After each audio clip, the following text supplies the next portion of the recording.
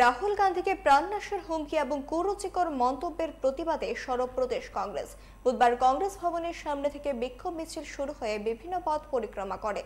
উপস্থিত ছিলেন পিসিসির সভাপতি আশিস কুমার সাহা, বিধায়ক সুদীপ রায় বর্মন, গোপাল চন্দ্র রায়, প্রাক্তন পিসিসির সভাপতি পীযূষ কান্তি বিশ্বাস সহ আরো অনেকে।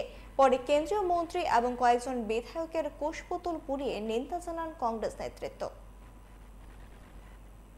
ভারতীয় জনতা পার্টির কেন্দ্রীয় মন্ত্রী, তার সহযোগী দলের বিধায়ক, উত্তরপ্রদেশ, দিল্লির বিজেপি নেতৃত্ব, তারা রাহুলজির প্রতি কুরুচিকর মন্তব্য করে তাকে তার দিদিমার যেভাবে মৃত্যুবরণ করতে হয়েছিল সেইভাবে তার প্রাণনাশের হুমকি দিয়ে এবং তার জিভ কেটে নিয়ে, যারা জিভ কেটে